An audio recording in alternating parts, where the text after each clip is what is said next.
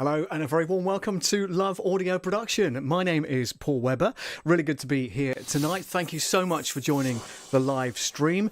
And a really interesting one tonight. We're going to be talking all about audiobooks. You know, what's involved. We'll actually record a chapter of the book that I'm narrating currently called Illicit Deception. And we're going to be editing that as well in the software. And not only that, a bit of a bonus for you. We have the author, Jack Lench, on the line a little bit later on, and also Wendy from the publishing house Sunflower Publishing, both online on the stream to answer any questions you've got about audiobooks. Okay, so thanks so much for joining. The comments should pop up on the screen automatically, which is good, so behave yourselves. I know what you're like, you lot. Just behave yourselves. If you don't know me, my name is Paul Webber, as I say. Thank you so much for joining. And what is Love Audio Production all about? It's basically a fun, friendly and informative platform in which you can learn the basics of audio production. So if you're on board with that and you're okay with all of that, then let's get going. I'm going to hop over to the booth and we're going to start the first recording session. Here we go.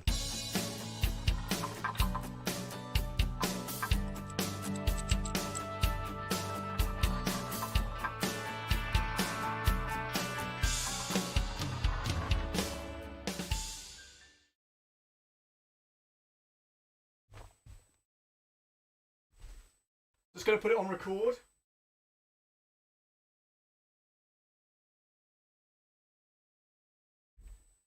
Okay, here we go. That's recording. Let's bring that into there.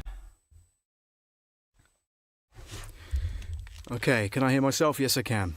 All right, so let's begin. And this is chapter 9. Okay, so chapter 9. Cleared of all charges. The thought of being reunited with Amy lifted my... Start again. Chapter 9. Cleared of all charges.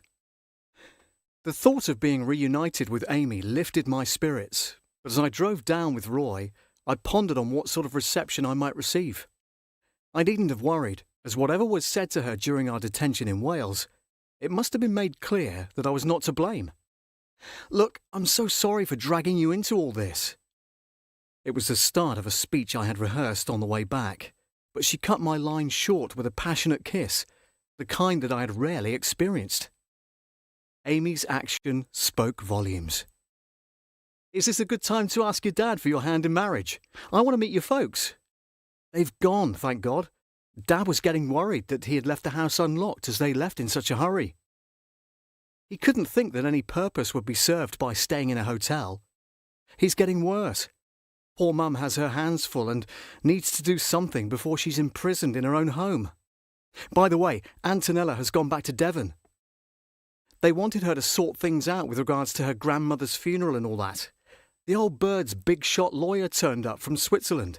So, it's just you and me, babe. I've never made love to a wanted criminal before. Her grin was encapsulating, and I went weak at the knees. Our passion reached new heights that night. The fears and anxieties of the last few days melted away in our desire for each other.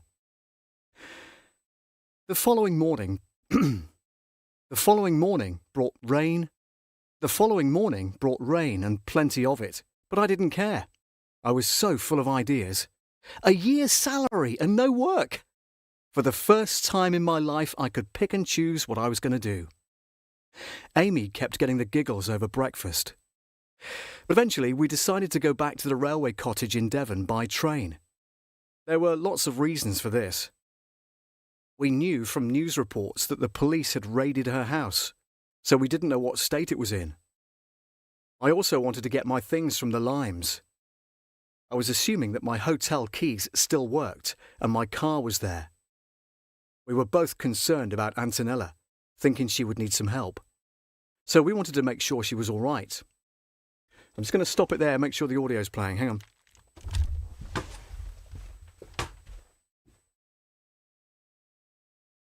Yes, it is. There as well, that's good. Just checking. You know what it's like, I get through the whole chapter and you guys haven't heard a thing. Hopefully that's not the case. So, let's get back to this.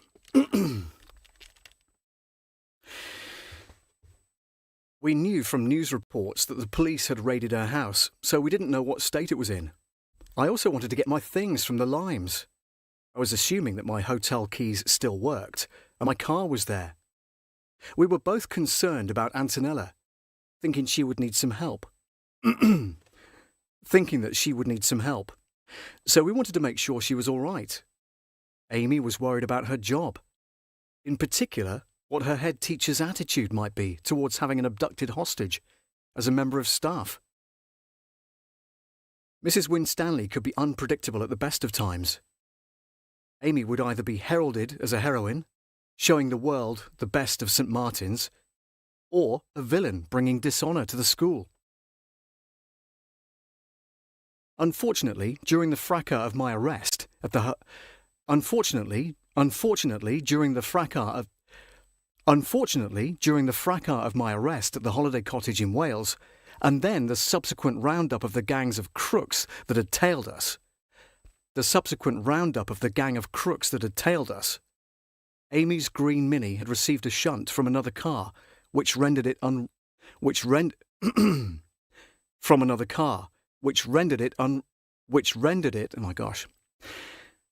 had received a shunt from another car, which rendered it unroadworthy. It was a line that Penny Carter had given us both. In a way, I didn't believe it, and wondered if it was a ruse to have the car forensically checked. Or maybe I had watched too many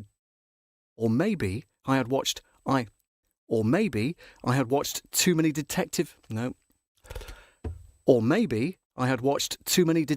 TV shows. But I held the view that if they were looking for forensic evidence, they would find some proof that the old trunks had been in her car. Amy, on the other hand, had taken to the affable Penny Carter and didn't think she could be capable of anything so devious. We were poles apart on this. It made me wonder if there had been any hidden cameras or bug devices in the hotel. I didn't like to talk too much about my suspicions. It felt much safer to talk openly, only when we boarded the train to Exeter.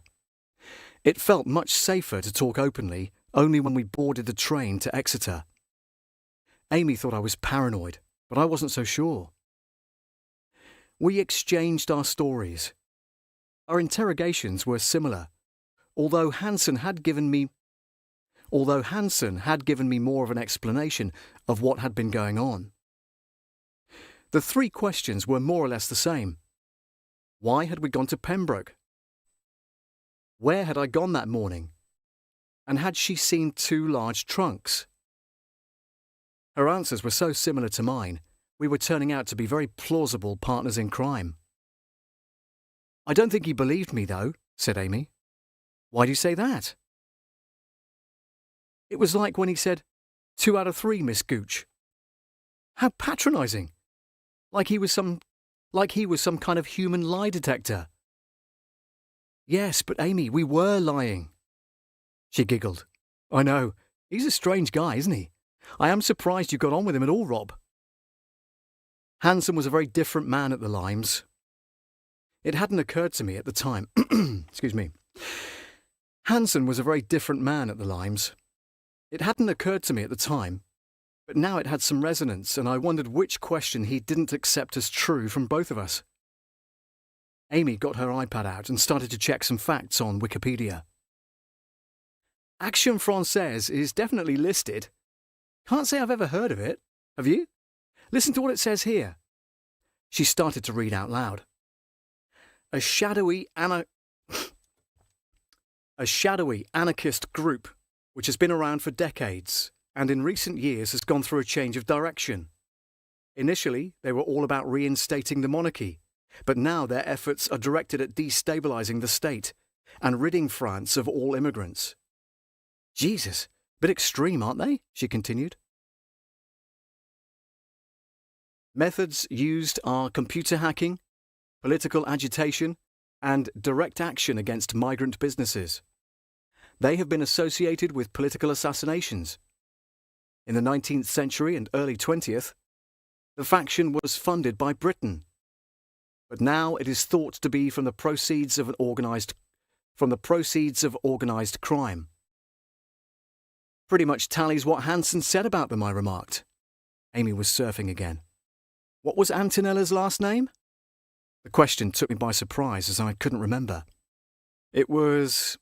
I hesitated. Milford? No, began with a W. Wexford. I couldn't remember the exact name. The old lady's name was Agaya. That was the name of the booking at the Limes. Amy had moved on to more interesting research. Oh my God, listen to this, Rob. I just Googled French crown jewels. There are pages and pages about them. The jewels and all the coronation regalia were kept in 11 sealed cabinets, but loads of stuff was stolen in 17-something or other. Jesus!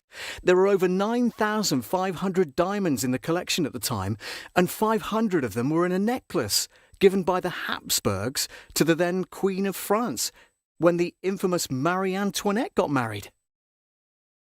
That'll be worth a few quid.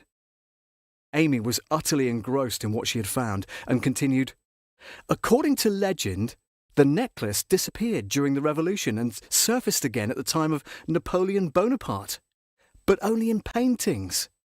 And the general consensus is, from historians, that the artist could have copied it from other images. The train finally pulled into Exeter Station. We had to catch a taxi to Amy's cottage. On our arrival, we found the police had secured the house as a crime scene so that we couldn't get in. After half an hour's fruitless endeavours, I called Penny Carter and explained the situation. She said she would phone me back. We stood in Amy's garden in the spring afternoon sun. I hadn't figured the cottage would be out of bounds and I didn't know what to do next, but Penny called back as promised. Hello, Robin. I've made some calls, so someone will be round in 10 minutes. Anything else? I was quite surprised at the speed of which she had organised this. No, that's kind of you. I was even more impressed when, after only 5 minutes, a van turned up and 2 guys got out. They unscrewed the temporary front door and let us in. They said they would be back the next day to make amends for any damage they'd caused. Our Penny certainly has the power. She says jump and everyone jumps. Amy's mood changed when she saw the state of her beloved... Amy's mood changed when she saw the state of her beloved home, ransacked and disorderly. It was quite a mess, and understandably she was very upset. I feel like I've been violated. I decided it was a good idea to give her some space. I'll go to the Limes, collect my car and some clean clothes. I'll get some provisions as well. I can't think about food at the moment. The kitchen's a right mess. Okay, I'll make a start clearing up. Using my new mobile, I called for a taxi. George Tibbs was round like a shot. He opened the car door to let me in, then shook my hand. Gotta give a lift to a wanted man? What reward is there, Rob? Oh, hang on. Gotta give a lift to a wanted man? What reward is there if I dob you in? A slap in the gob, that's what you'll get, was my response. He laughed heartily. How are you, mate? How are you, mate? How are you, mate? I knew from the start it was a load of bollocks. It had to be Mulhenny. Never liked the guy. Always knew he was a wrong 'un. I let George ramble on about events that night and what all the local gossip had been.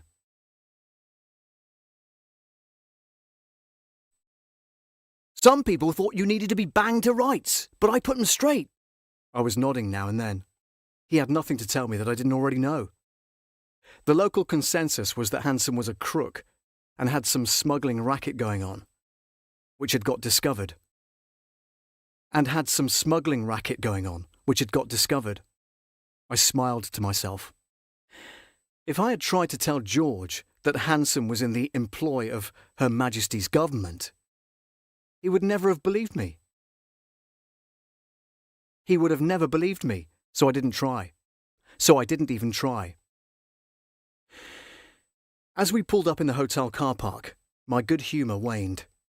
It was my hotel in everything but name, a closed sign on the door, and a for sale board above already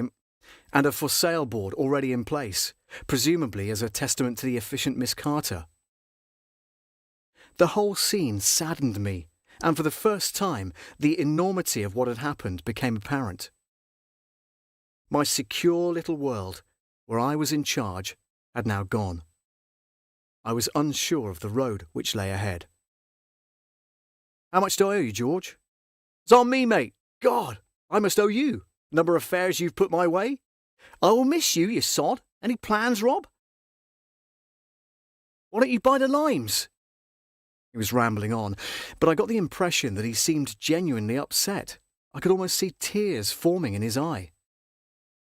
And I'm going to leave it there because I'm conscious of time, so we're going to stop there and I'm just going to bookmark that particular segment so that I know where I am for future. Let's just hold that down. Hang on. Can I bring that down? Yeah, there you go. So I can bookmark that so I know where I am for next time. And we'll go back in and start editing that particular thing. We'll take some comments and questions from you and also from Jack and Wendy. 2 seconds. Let's turn that off. Take the phone off the stand because I'm going to need you in a second. Come with me. This is where you need a producer.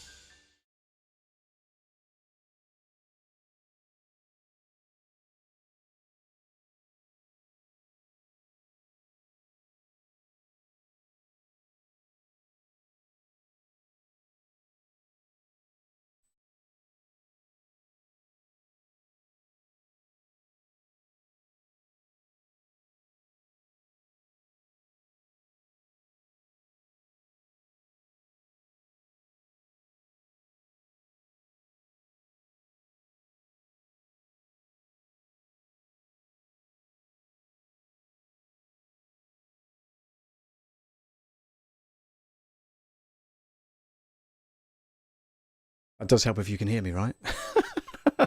I'm ranting and raving myself. So thank you very much indeed. Okay, so let's go back to where we were.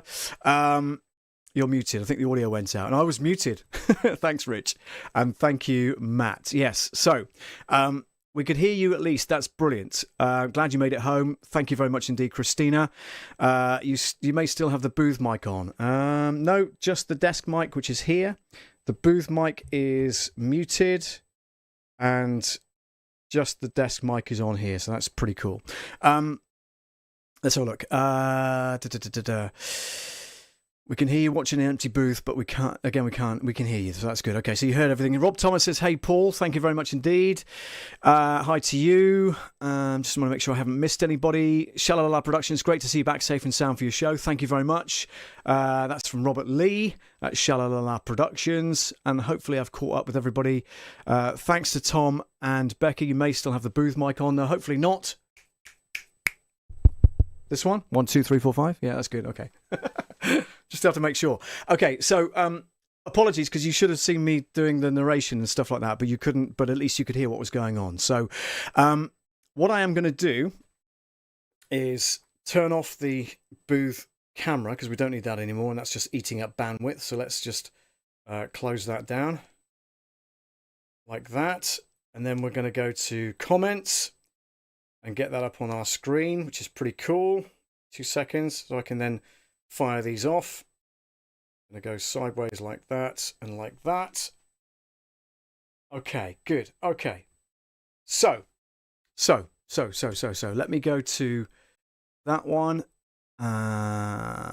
Queued entries only. That's correct. And then do that. Do that. And then what we're going to do is we're going to dive into see the WAV file, and we're going to go to do some editing as well. But first, what I wanted to do was to bring on my very special guests for this evening. It is my great pleasure to be able to say to you that the chapter that I was just reading for you has been written by Jack Lench and published by his wife Wendy, and they both join me on the show tonight. So hello guys, how are you? Hi, Paul. I'm sorry you couldn't Paul. I'm sorry you couldn't see any of that. Was it okay? No, that was fine. We had no idea how hard it is to read. You just kind of stumble over your words sometimes. You don't mean to, No. but you do. The trick is the editing, obviously. And Yeah. you are absolutely the master of the editing, because by the time you send that chapter to us and we listen to it, there are no mistakes. Well, Absolutely none. what we're going to do is we're going to dive into editing in a second or two. But I'd like to Yeah, have you on as well to kind of answer any questions if you sure. can as we're Yeah, going sure. through it, if that's all right Sure. with you. Okay, so Yeah, sure. the editing window kind of looks like that. So this is the WAV file. You can see the previous chapters here on the screen. Yeah. So I've got chapter 1 through to chapter 8, which of course you've already received, but we're part way through recording chapter 9, and I haven't done the whole thing. As I said to you, I'm conscious of time and it's already 20 past 8, and we normally wrap the stream up by 9, so I can finish this tomorrow. But what I wanted to do was to show people that are watching tonight the kind of processes that we go through. So going back to yourselves with regards to the writing, and let me bring Jack on at this stage. Jack, with regards to the writing, you've got all these ideas in your head. How is it possible to get all of that kind of stuff out onto paper? What's the kind of process that you have to go through in order to get it down on paper as well, or whatever you use to to get it into words? Well, compared to what you've just done with that audio track, I mean, my bit's easy. I mean, it's just use my imagination, and you just put yourself in the character's mind and try and see how they relate to each other in their dialogue and putting them in certain situations. It just you know just flows really. And as regards the It's easy. characters, are these people that you've come across in your travels? Because I know you've travelled the world, as it were, or certainly Europe and places. So are these characters that you've stumbled across whilst you've been on your travels? No, well, the man who Hanson Mulhenny, who's the one of the main characters in the book, I actually took some. I knew a man called Hanson Mulhenny, and I've used him. But generally, no, they're just characters that need to fit into the plot. I think characters in any book, any story, are what it's all about. People have to relate to those characters and have to either like or dislike those characters, the goodie and the baddie, and all that sort of stuff. Mm. So I try and work a lot of mannerisms. You pick up mannerisms from people on your travels and in life, and so the simple answer is they're a mix of a lot of people. Excellent.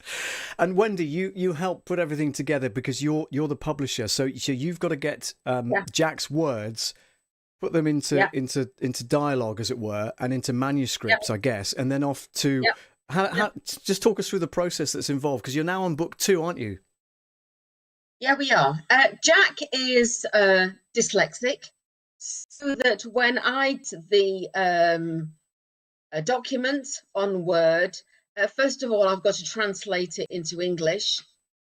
And then generally, my process is I will read it through once completely without doing anything, just so that I know what he's on about. Mm. Then I will do the first edit and try and get the flow right, get the characters so that I know what he's talking about.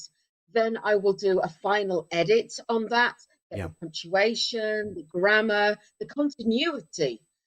Sometimes I might say, hang on a minute, her auntie wasn't called Eileen, her auntie was called Mary in the first book. So Yeah. we have to get the continuity right. So I'm scribbling notes, who was this Auntie Mary? So it's 2 edits from me. The final cut is when we both listen to it together and make sure that we're pausing in the right place, the paragraphs are in the right place, and we get that complete and utter flow. Yeah. Really. So that's Well, what we finally come together doing. it's interesting from my point of view because I'm reading it and I'm getting more and more into it as I read it. You know, I haven't read the whole book from cover to cover, and I don't want to do that. What I'd rather do is to look at the because I've got it on a Kindle, so I'm looking at the Kindle version page by page. It's so much easier to read than it is turning a page, and I don't want the noise of a book in the booth either. No, So no. I'm listening to it. Sorry, I'm not listening to it. I'm reading it as I'm Reading narrating it. it. Yeah, and You do know, Paul, you do know that you die at the end of the book, don't you? oh, great! Now you tell me. Oh, I'm joking.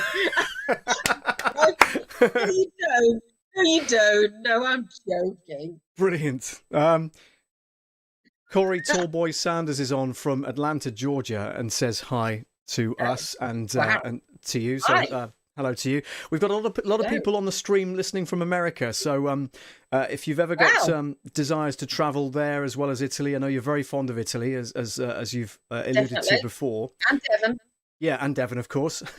And the book, as we should tell the listener and to the viewers, is set literally a mile away from where I'm stood right now, which is the most scariest thing I've ever thought of before. That's just bizarre. I know. Yeah. But it's an amazing story. And you know, listening to this particular chapter now, it's starting to get to the nitty-gritty about the jewels, because I know that Jack, when you and I have spoken before, you've mentioned the fact that it's connected to the French aristocracy and all that kind of thing. And now you're getting Marie Antoinette, she really did have the necklace. Yes. It really, really exists. And I think sometimes when I know Jack will agree with me, but when you write historical fiction, which is what this one is, if you take real facts in Marie Antoinette had a beautiful diamond blue necklace. But you kind of weave a story around it, it just becomes kind of interesting. I just think it's absolutely fascinating. And like I say, the more I listen to it and the more I read it, the more I'm getting into the story. And hopefully that comes across. And the more you are, exactly, and the more you are Robin Ashurst. Yeah, the main character. Yeah, exactly. It's interesting, though, because he feels very fondly for Antonella, and he's starting to warm to her. Having said that, he's rekindled his relationship with Amy now, hasn't he? Yeah. So there's all that going on, and we don't know how that's going to end up, because I haven't read the rest of it yet. So, you know, I'm surprised at that. I thought you'd have read the book from cover to cover before you started. Well, no, you know, I wanted it to unfold in the way that we're currently doing, which is great. So, you know, if I jump ahead 5 or 6 chapters, I'm going to go, well, wonder how I could do that. You know, I'm going to be thinking about it. Whereas if I jump into it straight away, I can then look at each paragraph and go, okay, I now know how to deliver that, because.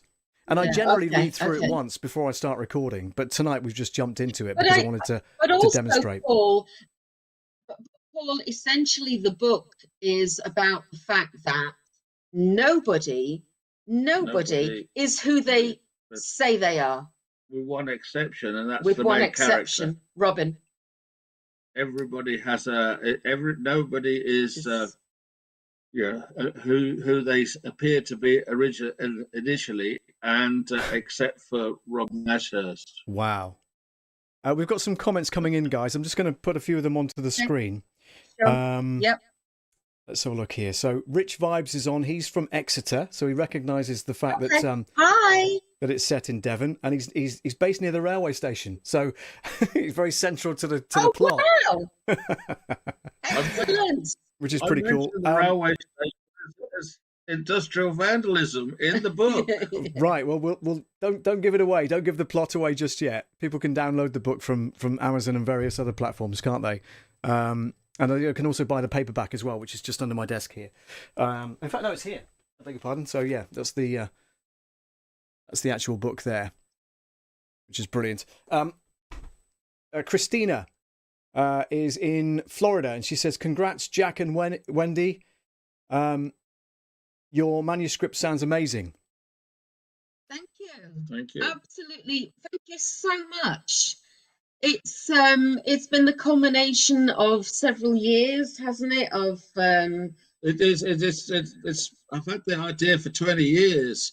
It's only, we get a stage in life when you can devote time to doing something you've always wanted to do. Yeah. So, and that's where it came from.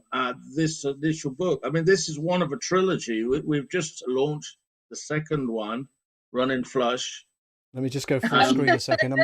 I'm just putting this on the screen right now. So as you can see, Illicit Deception is in the centre there.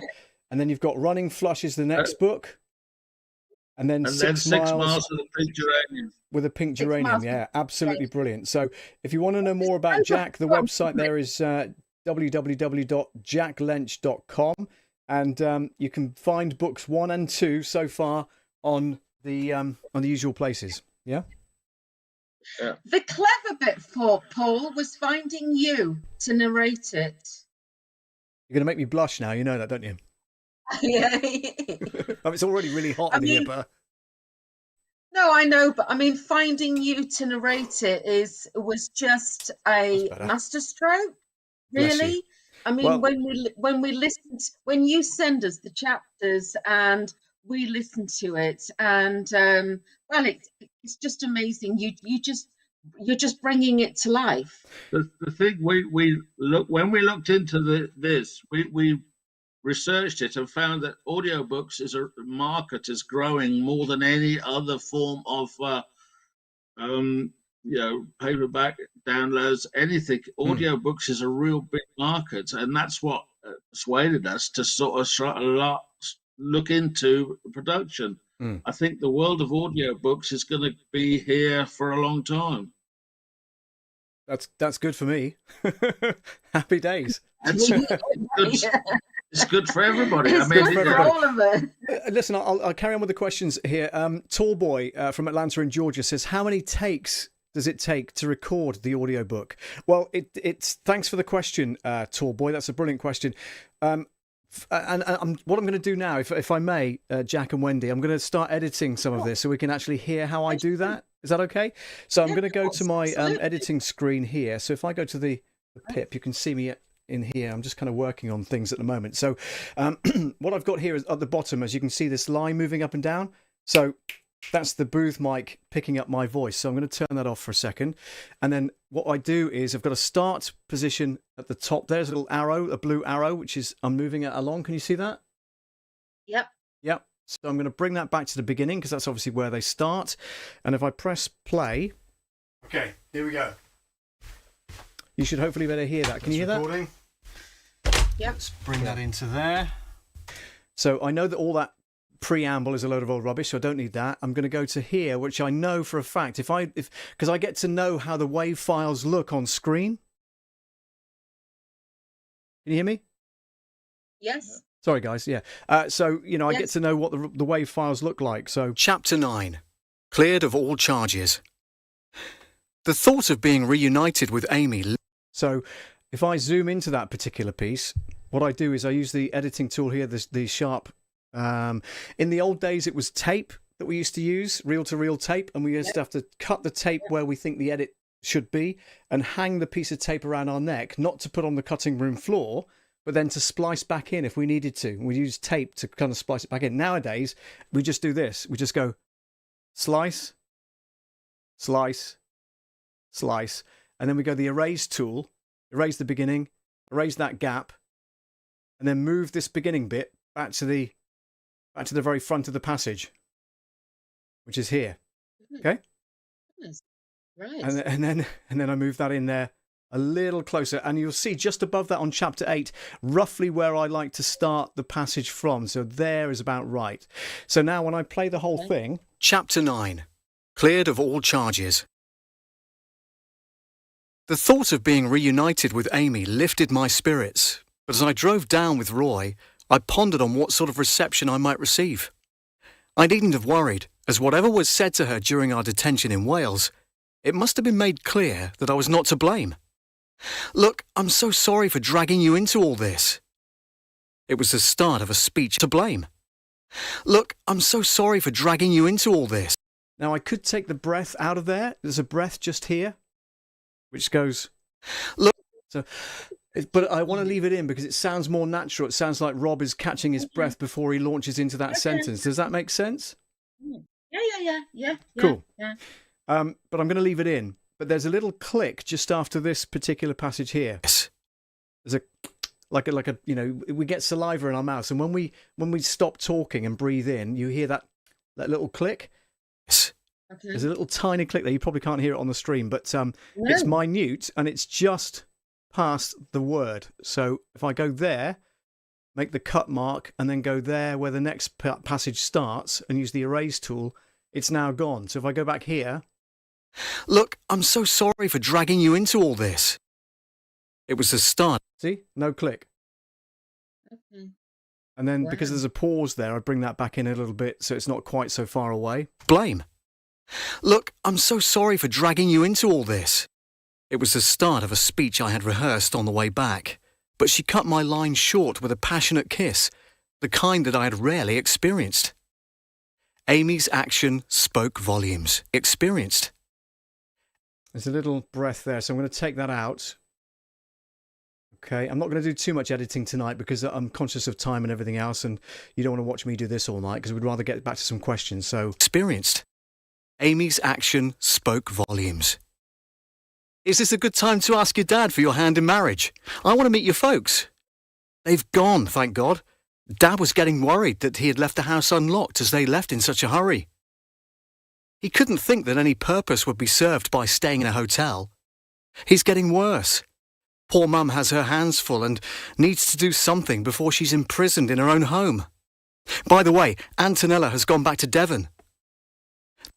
A little click there as well.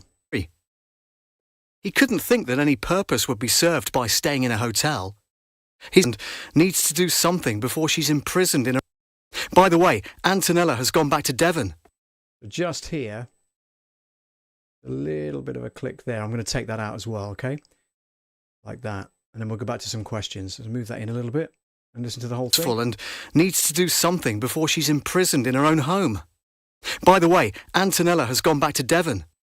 They wanted her to sort things out with regards to her grandmother's funeral and all that. So what I'm going to do is always, whilst I'm in the middle of editing, if I'm going to go away and do something else and come back to it, I always press save.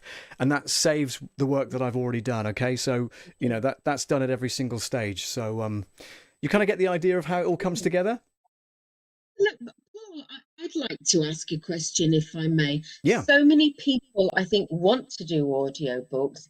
I think a lot of people have done their own. What would you say to that? Would you say leave it to the professionals, or go for it? So long as you've got your, the right software and a good mic, you can do your own. That's a good question. If the person that writes it is confident as a confident speaker, then there's absolutely no reason in the world why they shouldn't narrate their own book. There are a lot of authors that, I'm listening to Michelle Obama's book currently at the moment. It's just amazing, and she narrates her own book herself. Yeah, but she narrated it. She's narrated it herself, but she's a very good speaker. Yeah. She's learnt that from Barack. She runs businesses and she's well spoken and she does speeches everywhere around the world and all that kind of thing. So she's used to public speaking. For those that are a bit mic shy, then best leave it to someone else. But if you're looking to get into podcasting, or not podcasting, but certainly narration of audiobooks or anything like that, then yes, you need a decent microphone, you need a decent audio interface, you need decent software in order to edit that, and then you're away. And as long as you do like each chapter at a time, send it off to yourself for approval, or if it's you narrating it and you're the author, then it's down to you. But you'll know how your story progresses. So And another thing that I would like to just kind of bring in is we have chosen you because you are the main protagonist, Robin Ashurst, and all we wanted was a couple of ancillary characters to have accents. But we didn't want anyone else to have an accent. We didn't want the women to sound like the women because we didn't want to turn it into a play. No, and you know what? It's interesting you say that, because when I'm listening back to it in my head, I'm thinking this would be great if it had a sound effect come in or something else. But by the time you do that, it's a full production, and you know you're then looking at a proper audio play, aren't you? Like the things they run on Radio 4, for instance. You know, it's not a play. It's not. It's a very good point. It's meant to be a book at the end of the day, and there are characters in there. Like, did you hear Penny Carter's accent earlier? The home counties. Yeah. The home counties. Yeah. Oh, Dolly Hockey Sticks. Oh, well, yes. kind of, but you did say she was kind of a bit like kind of Miss Moneypenny, didn't you? She is Miss Moneypenny kind. Yes, she is. And I think you do that very well. But I think we wanted to limit the amount of, you know, like I say, it's not a play. I don't want everyone to have a different voice. It's your voice. Yeah. And narrated style, so it lends itself to being narrated by a narrator. Yeah. Yes, and Robin in this case is the narrator, even though he's the main character. Yeah, absolutely. Brilliant. I just put a comment on the stream there for you. Publishing is awesome, says Matt. I've made a career out of it. So thank you very much indeed for that, Matt. Matt, I believe, is in Pennsylvania. I want to say Pennsylvania. Wow. I'm pretty sure that's the case. Matt will correct me if it's wrong. 9. Oh yeah, no, because they're like 5 hours behind us. Now. Sorry? Okay. Oh, it's morning, is it? No, they're 5 hours behind us, so it's afternoon. Oh right, okay. Good afternoon then. Hi.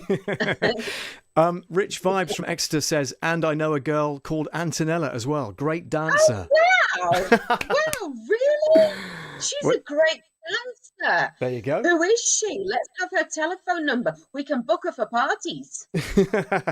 And Rich says, just remember you started chapter 9 again. Yes, I did. Very well remembered. But you know what? I'm going to come back and edit this tomorrow because I don't want to be here all day. So I did start chapter 9 again, didn't I? Look, here we go. So from here, for instance. Good. Just checking. You know what it's like? I get through the whole chapter and you guys haven't heard a thing. Hopefully that's not the case. So, we knew from news reports that No, I didn't start again. I just picked up from where I left off. So that's a good point. Well, well done, Rich. Well done. Well spotted, sir. Well spotted indeed. By the way, if anybody's got any more questions, please let us know. Yes, Wendy. How long does it take to do a chapter then, start to finish? Well, luckily the Kindle version gives you how long the chapter is roughly before you finish it. So roughly speaking, they're about 25-30 minutes. You'll notice if I go to my desktop a second, I go there, you'll notice that if I shrink that in, some of the longer chapters, like chapter 4 was particularly long, which is that one there. Right. That ended up being 37 minutes in total. Wow. And then you've got shorter chapters like, where are we? Chapter 5, which is only 16 minutes long. Okay. So they do vary, but of course, because that's Duncan's way of telling the story and moving the whole story along. Remember, this is my first published book. Yes. I'm on book 9 or 10 at the moment. We've got 8 full manuscripts, and so it's one of the things as well we're learning from the original book, The Illicit Deception, to what we're doing now. And what chapter length is one of the things we're more conscious of than we ever were when we wrote the original book. Yeah. So they'll get, hopefully we're going to get them more equal in length. Okay. You don't think about that, do you? You just cut off the chapter where you've got to a poignant point in the book. But I think what I'd like to kind of tell anybody out there is that when people say, oh, it's such a lot of money, to have somebody do this audiobook, and, and I'd like you to kind of contribute, Paul, that how much time you actually spend doing this. It's interesting. No easy way of doing it.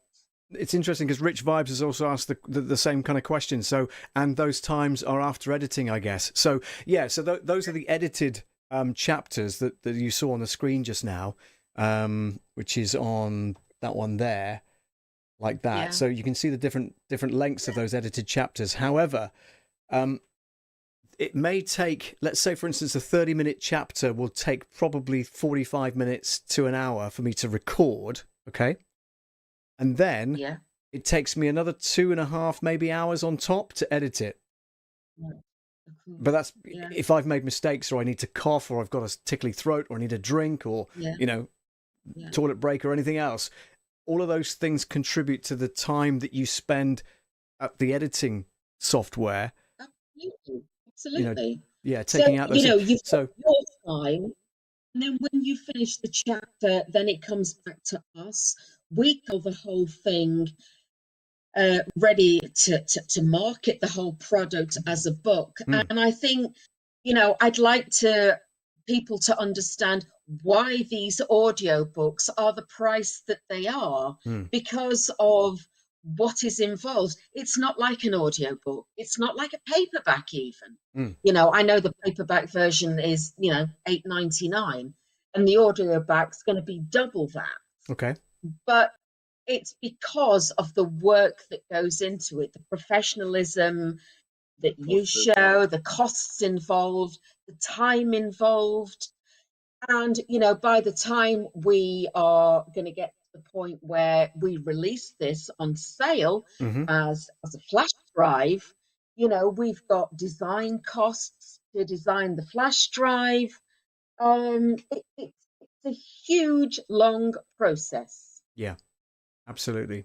And it's interesting to hear your spin on it, because my view is that it's a great project, but it does take time, and a lot of voiceover artists don't like doing it for that exact reason, because there's a lot of work involved, and they shy away from it. But that's great from my point of view, because I'll take up any that they don't want to do. As long as I've got the time to do it, I'm prepared to do it. Yeah, exactly. So it does take a lot of time. However, if you can, and I'm getting better at it. So if early days in the first couple of chapters, I was quite rusty at getting the editing down to less than an hour, or an hour and a half maybe tops. Whereas now I know I can go in, I can edit out the bits that I don't like. I can even go back in the booth and record another chapter if I'm not happy with it, and then edit that back in. So that's all good. Okay, so if anybody does have any other questions, please do let us know in the comments. We'd love to hear from you. With me, my very special guests, of course, on the stream tonight, Jack Lench, author of Illicit Deception, and Wendy, who's from the publishing house Sunflower Publishing. And I'm delighted that you managed to both join us on stream tonight. Now, I said I've got decaf tea. What are you guys having the pleasure of libating tonight? I finished mine. Oh. Gin. Need to read now. Sorry, say again? Don't. I need gin. Oh, nice. Yeah. The other thing is, Paul, that for anybody that does not listen to an audiobook, before we started this process, I would have counted myself and Jack as people that never really listened to audiobooks. And as we've said before, this was something that my grandmother listened to, because she had a problem with her sight, so she used to listen to audiobooks. But now the market has changed completely. The audiobook market is now the sort of 20-somethings, 30-somethings. You can listen to it, on the way to work, on a tube, in the car even. And when I've listened to you sending us the chapters, I just put my headphones on, and I just think, wow, this is really good. This is just taking me to a place I'd have never thought that I was a person that would have liked listening to an audiobook, because I like the hard copy. Yes. Yeah, and I don't read anywhere near as much as I should do. So this is all new to me. And with regards to narrating the audiobook, it's a pleasure, because I'm listening to the storyline as well as narrating it. I'm listening to those characters develop. And, particularly when you gave me the character of Handsome Mulhenny, I've got some good friends that are South African, so I was able to pick up kind of accents like that, and you can throw those in there, and he's a real attitude man, you know, It's like brilliant. that all the time. It's absolutely brilliant. So you can, you know, you can get into that kind of character and bring him to life, and hopefully, Jack, that that kind of works with you. Absolutely. Mm. Yeah. Yeah. Somebody asked about marketing, Yes, and I wouldn't. Can I just who's introduce you to Ken Robinson, sales and marketing coach, and Ken is in Australia right now, and bearing in mind they are hello, 12 Ken. hours ahead of us. It is Wow. Good day, Probably- Digger. probably 9 a. It's 9 a.m. over there almost. So Ken says, how do you market the audiobook How itself? will we market it? Early days. For It is early our days. first book. It's our first book. And we always thought that we would just produce some kind of audio CD, a CD-ROM. But we've now decided that we will produce it on it's 8 o'clock in the morning. Day Digger. Ken, thanks for joining. Put another coal on the barbie, Sheila. G'day, mate. What's for And, breakfast? we are going to produce the book on a flash drive. So we're just in the process of designing the covers for the flash drive. Yeah. So And this kind of then thing, like a we will USB stick. Is that what you mean? No, it will be part of a credit card. Oh, wow. Okay. So it comes on a little credit card, Yeah. and you can peel it off the credit card. Wow. And on the front, it will have Lench, and then on the back, it will have the name of the book. This will be for sale on the website direct, because now we have incorporated a shop onto the website, Excellent. jacklench.com, so that people can buy it direct from us as they can the paperback version. But we are also conscious that we need to market it through the relevant channels. And I mean, I've just got a list that we're going to use. Audible, Apple Books, Authors Direct, Scribe, Obo, Google Play, Chip, Books to Read, and ACX. So we will be exploring every single audiobook channel to actually put it on all the platforms. Yeah, absolutely. Ken says, I listen to Audible books. Is that a platform? Is that platform an option? Yes, absolutely. Absolutely, yes. Okay. Yeah. Paul, get a wriggle on and finish it. What do you mean? Finish the audio version. I know, I'm only joking with you. I've got some more questions coming in. So here's one for Jack. Rich Vibes says, Jack, as an author, I imagine you would rather have someone have the book in their hand as they can imagine it as they want, whereas with audiobook, the narrator adds their input. So we'd like to get your kind of spin on that, really. Oh, that's put me on the spot a bit. I don't know.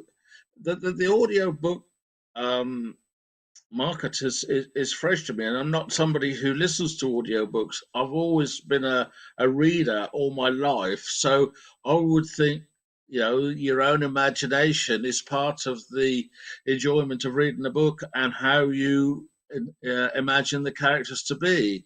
When you hear it on an audiobook, that imagination thing, but then you watch movies, you watch TV, and the characters are formed for you. It probably is the same sort of process. I don't know. I wouldn't have a positive or negative, really. And as a follow-up, Rich says, but I guess people have less time to read in recent times, so therefore they can take it with them on the go, I guess. That's why. Absolutely. Yeah, people sit in their cars and listen to audiobooks now, and things like that. People go jogging with headphones on, and they listen to. Not all of them listen to music. Some of them are listening to audiobooks. I mean, it is something that it can be very practical. Excellent. Thank you so much for all of your questions, by the way. Keep those coming in. I'm going to go back to the editing software for just a split second. We'll go back and just do a little bit more on the front end of this, okay? So this is where we left it off, just here. Needs to do something before she's imprisoned in her own home. By the way, Antonella has gone back to Devon. They wanted her to sort things out with regards to her grandmother's funeral and all that. The old bird's big shot lawyer turned up from Switzerland. So, it's just you and me, babe. I've never... So there's a little click there, so I'm just going to edit that out. Like that, and then get the eraser tool and go like that. So that's gone now. And so if we listen to that patch again... So, it's just you and me, babe. I've never made love to a wanted criminal before. Her grin was encapsulating. Love to a wanted criminal before. Just on the edge of that. And then get rid of that silence. Love to a wanted criminal before. A little bit of a click right on the end of there. But what I can do is I've got a triangle on the right-hand side of that box just there, if you can see that. And I drag that in. That will soften the edge of that last word. I've never made love to a wanted criminal before. Her grin was encapsulated. So it doesn't click on the end of it. So we've kind of got rid of that. So I want to move that away a little bit. A wanted criminal before. Her grin was encapsulating, and I went weak at the knees. Just a little bit of mouth noise, as we call it in the trade, in between those lines. So I'm just going to get rid of that as well. Listen to that bit. Her grin was encapsulating, and I went weak at the knees. Yeah, that's better.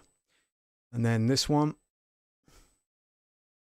This is like microsurgery, I know, and you can really get really close in as well. So if you see this wave file that I'm zooming in and out, you see how that kind of stretches out as you get closer, but it moves quicker down the timeline if you go like that. And I went weak at the knees. And I went weak at the knees. You see what I mean? So it tends to move a lot quicker when you Say again, sorry, Wendy. Really? Say again. You think this is for amateurs? I don't understand the question. Sorry. You think that, kind of anybody could have a go at this with the right software?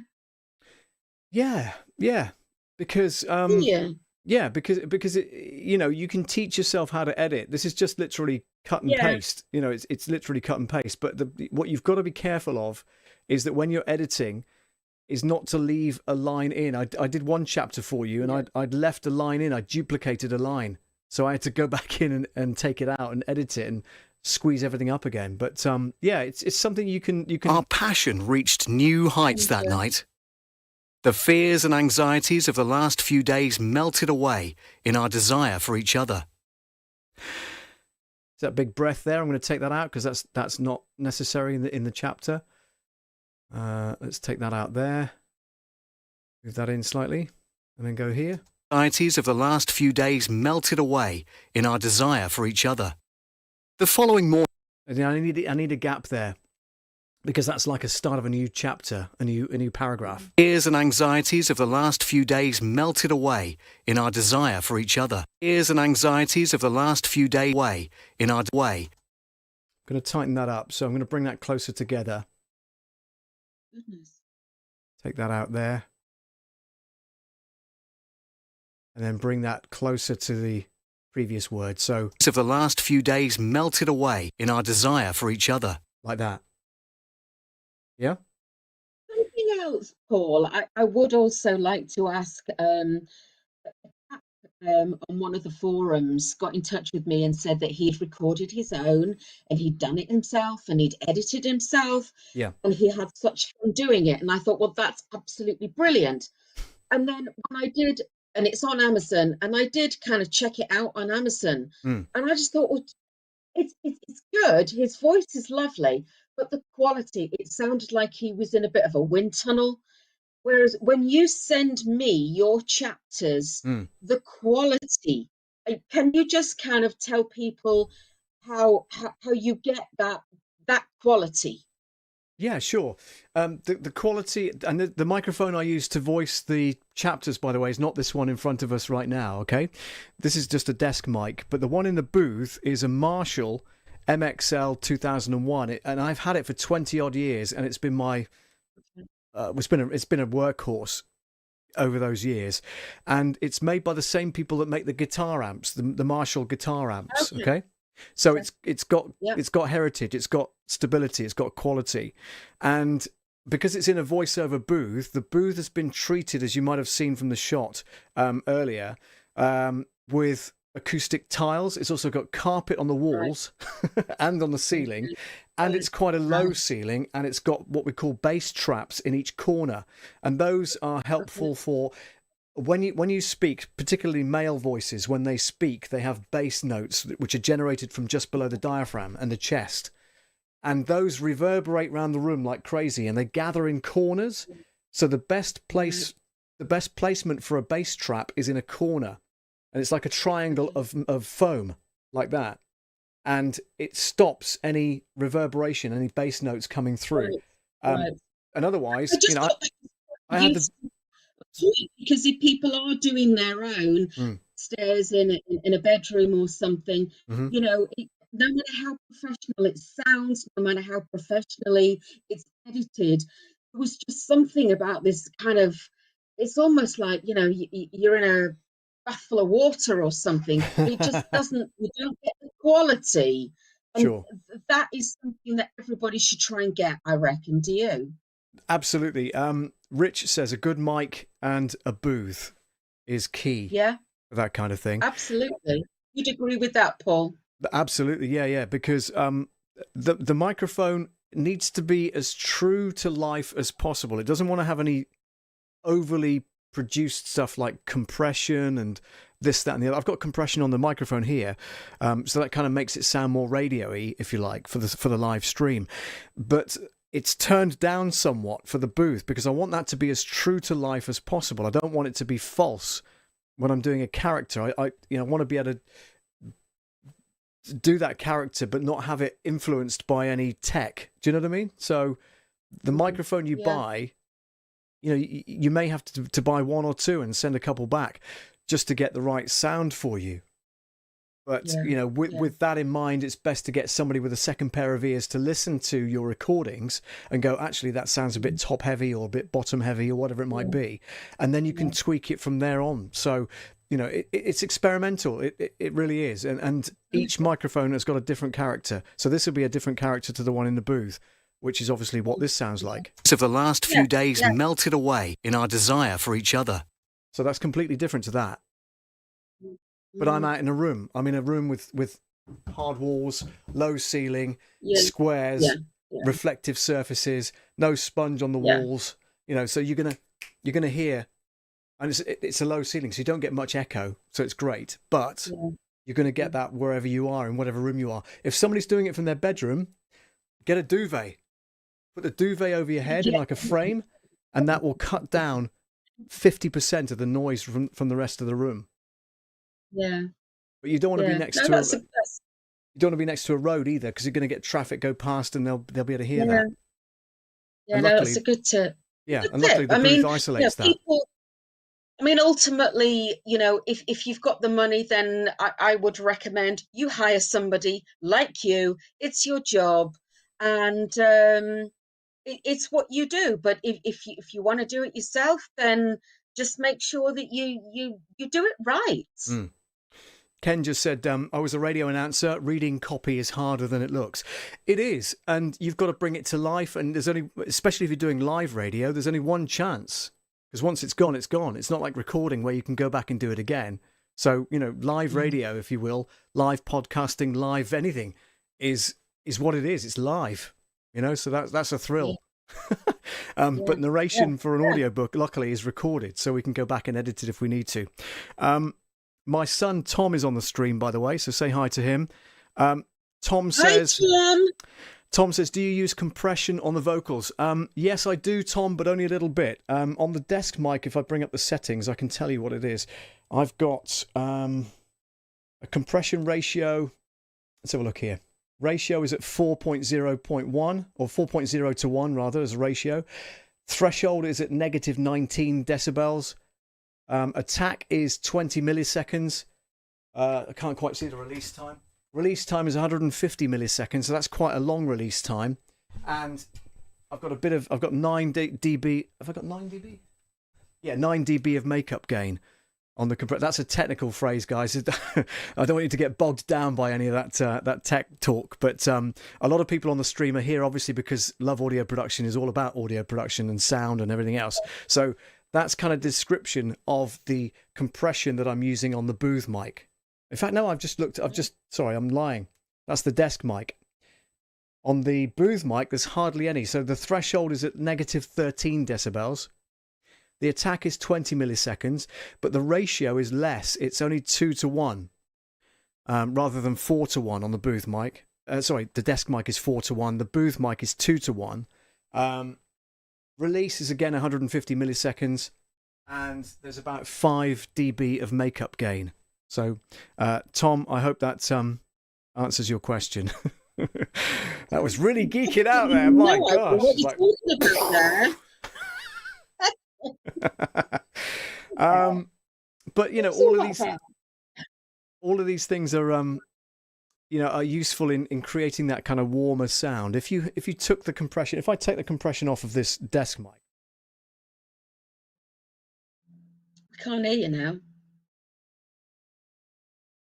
I've muted myself. That's why. What a fool. Hang on. Desk mic. There we go. So if I take, you see, that's the compression off. Can you hear the difference? Yes. It sounds, it's me, but it sounds woolly. There's not any dynamism with it. No. And it's flat. So if I sent you audiobooks like that, you'd go, I can't hear it. Or he's not bringing it to life. But as soon as I do that, you'll notice the difference. Right. You see what I mean? So there's things you can do with your software and your hardware to make it sound much more than you can make it sound. Sorry, what I'm trying to say is you can make it sound more dynamic than your normal voice would be. Yeah. It does. I mean, when you send us completed chapters, it sounds brilliant, doesn't it? I mean, poor Jack's just sat there in tears thinking, oh, this is so good. This is so good. Well, I'm very flattered by those comments and thank you so much. But, for me, and I think, Jack, you and I have discussed this before as well, and Wendy, it's kind of like bringing your characters, the ones that you've written about, and just bringing them to life and making them sound real rather than just on the paper, isn't it? That's very much true. Yes, these things have all been in my head, and suddenly to hear them being spoken and the words being spoken is quite special. Well, I've thoroughly enjoyed doing up to chapter 9 so far, and we've got how many more to go? So it's 22 chapters in total. So I better get my finger out and start recording them. Yeah. So and March 31st, I believe, is roughly the deadline, isn't it? Well, sweetheart, whenever you are ready. I knew you'd say that. I can't wait to market this. I know. And we've done so much research, and we've got the flash drives at the ready. So, when you're ready, we are ready. So, we'll let's take it from there. And a great collaboration, Paul. I think it's amazing, and it's been a real pleasure to have met you guys. I know that you were fortunate enough to stumble across my website, which is obviously where you got my details from. So that's the website. If anybody wants any more information, by the way, on what I do, it's loveaudio.co.uk. Just click the website there. You'll find all the social media buttons there as well. And if you want a t-shirt and a mug, get yourself over to teespring.com and you'll find my merch store there. So mugs are like that. I love audio. T-shirts to match in various colours.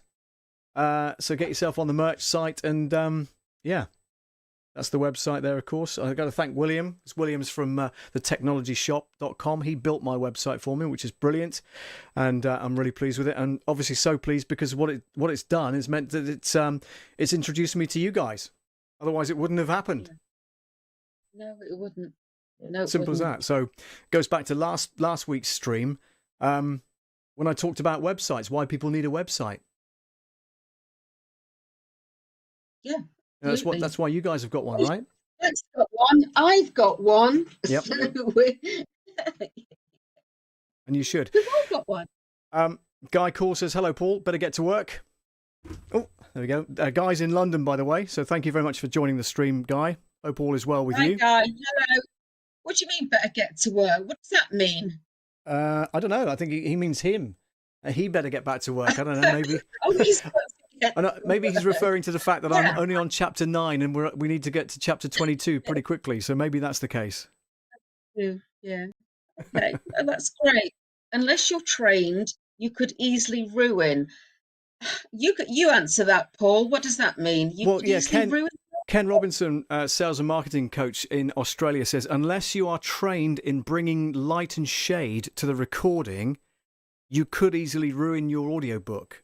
And to a certain extent, he's right. So what you need to do is to analyze the chapter or analyze the paragraph in that chapter and go, actually, this deserves to be a bit softer. So it's when Amy is whispering to Rob or vice versa, when they're talking, lovey-dovey stuff and pillow talk and all that, you need to bring it down. You can't just narrate it at the same volume as you do with Handsome Mulhenny. Do you know what I mean? Yeah. So he's talking about, in the same way as you write, Jack. He's talking about light and shade in the story.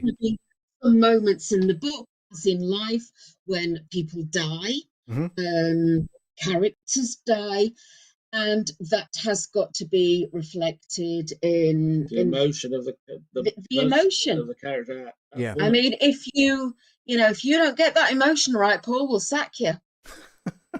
I better get practicing then, don't I?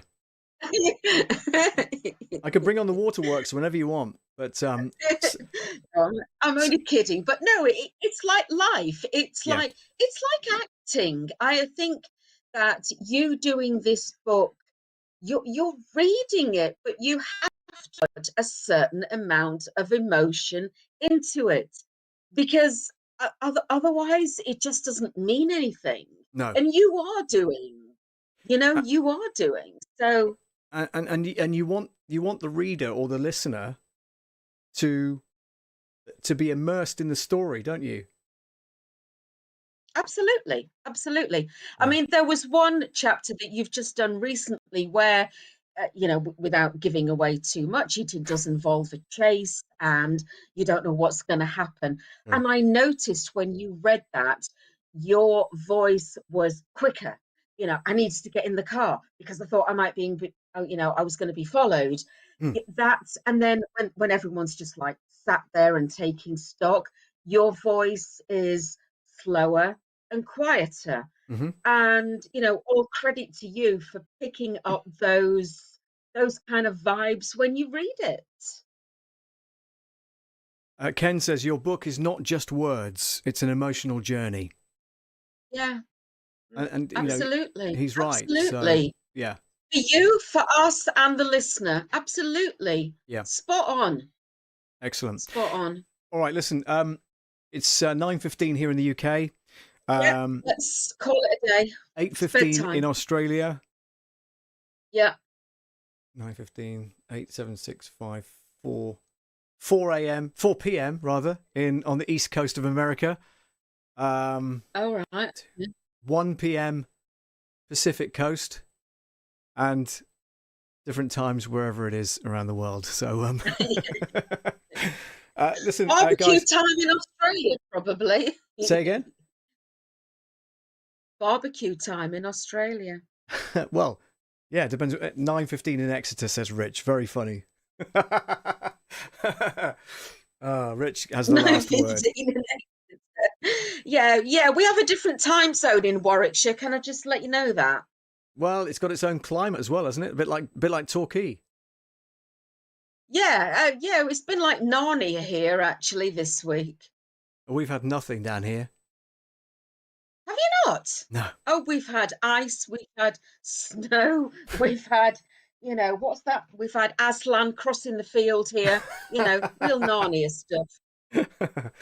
Brilliant. Listen, Jack and Wendy, it's been an absolute pleasure having you on the stream tonight. I'm glad you managed to come on. Having us. Thank you.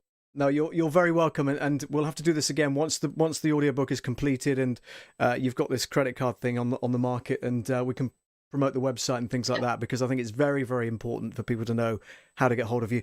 Just remind us of the website, Jack. It's www.jacklench.com. Is that right? Certainly, jacklench.com. Yeah. There it is on the bottom of that card. Yeah, jacklench.com, and mine is sunflowerpublishing.com. Brilliant. Yeah. Listen, guys, thank you so Lovely. much. Oh, here we go. Ken says Thank you, breakfast. Paul. Breakfast is happening now, says Ken. Really? How nice. I know, it's great, isn't it? And don't forget, it's Tuesday already where he is. Okay, stuff. cheers, Paul. Thank you so much, guys. It's been a real pleasure, and we'll speak to you soon. Thank you. Bye-bye.